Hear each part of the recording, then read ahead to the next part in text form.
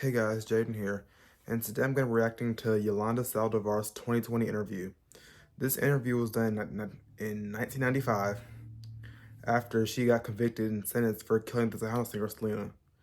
And this was like her first interview, and to think that she's going to be eligible for parole in March 2025, which is literally in 4 months. Now, I'm hoping and praying she doesn't get out, but without further ado, we're going to watch this. She is a woman despised by millions of people in this country, in danger of being harmed, even though she's behind bars. Tonight, a revealing interview with the woman who killed Selena. You may remember that thousands of fans gathered in the streets to mourn the death of this vibrant young Hispanic singer, a rising star in the music world. Many still wonder, why did she die? Selena wanted to become a household name, and earlier this year, in a most tragic incident, she got her wish. Selena died at the hands of her trusted friend, the woman you will meet now. What happened that day? Was Selena the victim of a woman obsessed? Only one person knows for sure. Deborah Roberts brings you her story. 35-year-old Yolanda Saldivar is beginning a life behind bars. 2 months ago, a jury found her guilty of first-degree murder of Mexican-American singing sensation Selena. She was given a life sentence. That's 30 years before a chance of parole. Saldivar will spend those years in a Texas women's prison under heavy guard, isolated from other inmates who may want revenge against her. She never testified during her trial, but Saldivar agreed to tell us her side of the story. We hope to make some sense of a killing that has wounded and bewildered Selena's family and fans.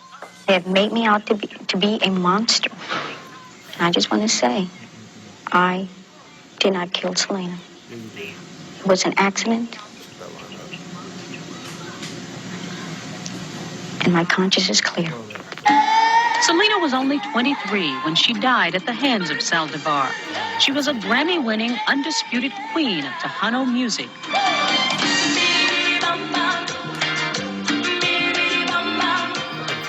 A lively mix of European sounds and Mexican salsa that was rapidly crossing into the mainstream because of Selena's popularity. The spirited young singer began her career as a child, performing in the family band formed by her father, himself a singer in his youth. Selena's flashy style and powerful vocals lifted her family out of poverty. In the last year of her life, she was a millionaire who was on the verge of a crossover career. And Yolanda Saldivar thought so too. She sought out Selena in 1991 in the family's hometown of Corpus Christi, offering to form a fan club. Soon, she was always at the singer's side, even quitting her nursing job to work full-time for Selena and run her new boutique business. She was like a cuddling bear, teddy bear, that she would allow you to love her. I told her that I loved her like a daughter. And she goes, you know, I give you that right. She would call me Mom on the phone. She called you Mom? Yeah, she says, hi, Mom, how you doing? Selena's parents questioned whether their daughter called Saldivar Mom, but says she was close to the family until early this year. That's when Abraham Quintanilla, Selena's father and business manager, says he discovered forged checks and other evidence that Saldivar was embezzling money from both the fan club and the boutiques. In March, both he and Selena confronted Saldivar. My last words with her was that I was going to go to the police to see what we could do, to charge her with something. She was stealing money. And this triggered the woman. That day, March 9th, he says Saldivar left town with Selena's business records. 4 days later, she bought a gun. On March 31st, Saldivar returned to Corpus Christi and asked Selena to meet her at the Days Inn motel. She told her to come alone. The two women argued, and suddenly there was a gunshot. An injured and hysterical Selena raced from the motel room to the lobby, where she collapsed. And that shot caused Selena to bleed to death as she was running toward the lobby. She just bled to death. Prosecutor Carlos Valdez pieced together a motive.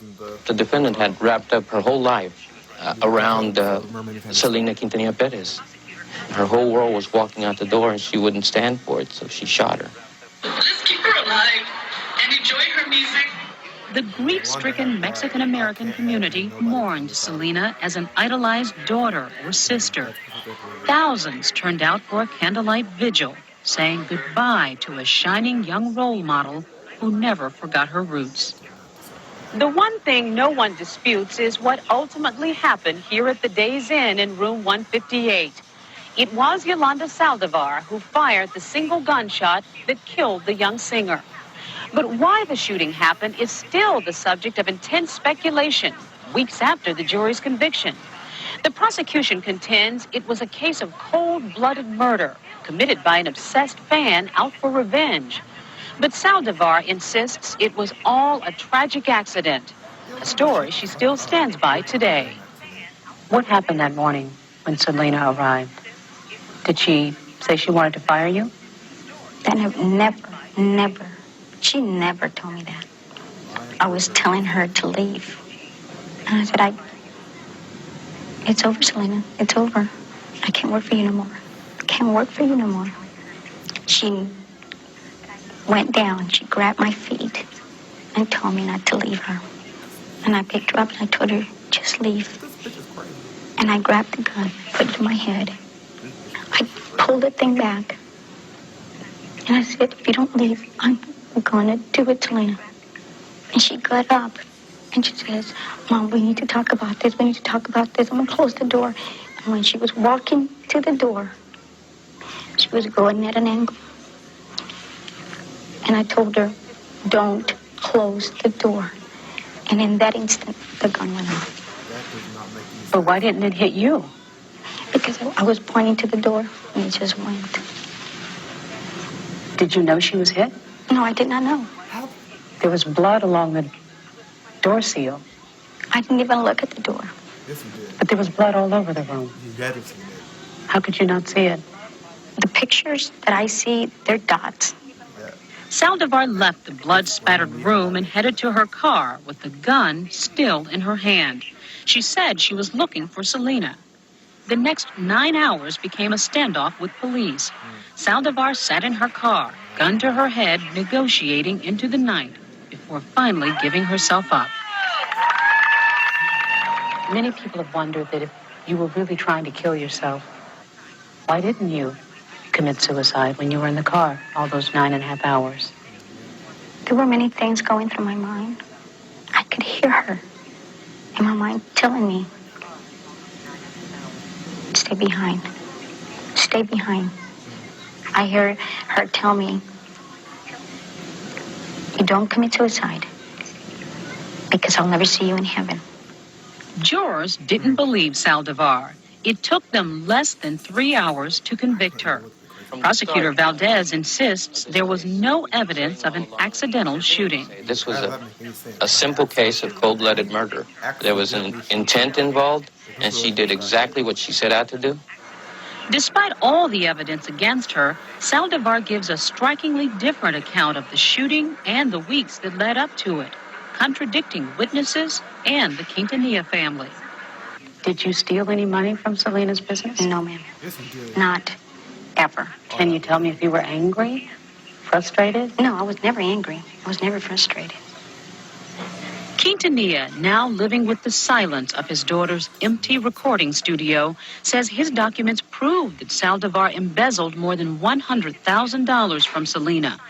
He also says he was increasingly bothered by Saldivar's possessiveness toward his daughter. And I did start noticing an obsession with Selena. In my opinion, she was living a life through Selena. Here you have a person that's nowhere in life. Right before she killed Selena, I found out that she was stalking Selena by phone. There were allegations that you were in love with her. And that's not true either. And if people think that Selena and I had a lesbian relationship, you're not a fan of Selena. Why did you decide you needed a gun? It was after threats had been made against my life. Who threatened you? Her father. Abraham Quintanilla threatened you. Yes. Quintanilla insists he never threatened Saldivar. He's convinced that she bought the gun to kill Selena. She saw me as the person who initiated this. She saw me as the enemy. How much more could she hurt us than killing Selena? Is there any way Selena or her family could have seen this kind of a death coming? No. No tips, no clues. No. Forensic psychologist Dr. Reed and violence. Though he never examined Saldivar, we asked him to take a look at our interview with her for any hints of obsessive homicidal behavior.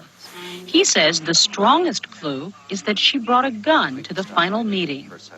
Why is there a loaded gun there when perhaps there's a job termination?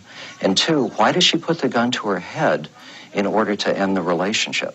Those two are strikingly abnormal and are usually absent in any kind of relationship ending. Dr. Malloy says Saldivar appears to fit a pattern of an obsessive personality. We ask him about her claim that it was she who was ending the relationship instead of Selena. I told her no, that it was over. Now, Yolanda is describing here the exact opposite of what Selena's family has described. Yes, sometimes there's a reversal in these cases of roles.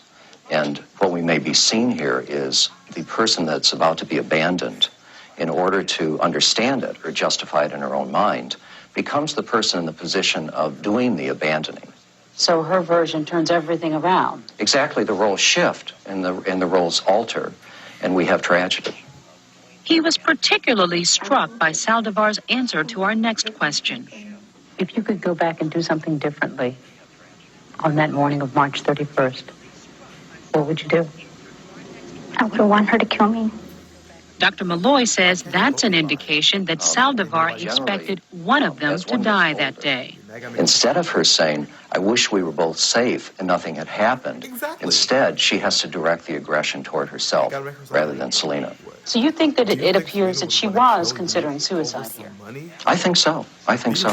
That's why these situations are extremely dangerous and unpredictable, because that homicidal impulse is shifting rapidly between the wish to kill the self and the wish to kill the other.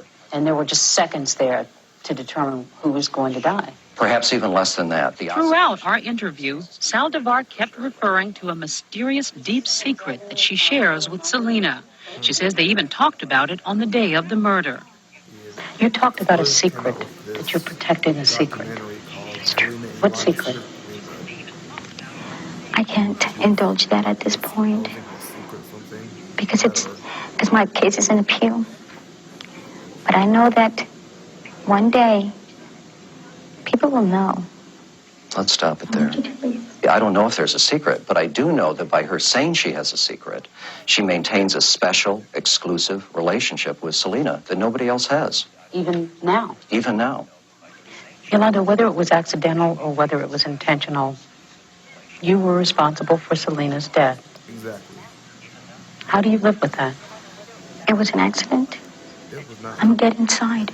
Yeah, I have no feelings. Probably only experiencing shit the whole time. I'm like a walking shell. Selena will always be a daughter for me. She will always be that gentle child I never had. You killed her. And I thank her for it. There's a link to Selena now that nobody can devalue nor remove. You know, through one act, she has now established a notoriety that will remain, and her name will be linked to Selena's memory. And that, for her, in a sense, reestablishes that special fantasy. Deborah, Yolanda Saldivar is in prison for 30 years without parole, right? Right. But she said that she wants her case to come up for appeal. Is that going to happen? Well, her lawyers are trying for an appeal. They're also trying for a new trial. They have a hearing scheduled this month at which they'll argue that parts of the trial were handled improperly. And they'll also argue that police ignored her comments that the shooting was an accident and that they deliberately left it out of her confession. But they're arguing this before the same judge who heard the trial. So many are skeptical about whether it will work. Selena was only 23 and on the verge of becoming a megastar. And the thing that's so heartbreaking for her father is that he will never know how well she could have done. Ironically, her last album that she recorded before her death sold 3 million copies. And now she's a legend. She is. Tragic, all around tragic. Thank you, Deborah. Well, that was my reaction to Yolanda Saldivar's interview. So, I think, well, we all know this, but this woman is insane. And she should not be getting out of prison. She needs to stay her ass right there where she's at. And pretty much all I got to say. Rest in peace, Selena. R.I.P. Gone too soon. And that's all I got to say. All right, peace out. Deuces.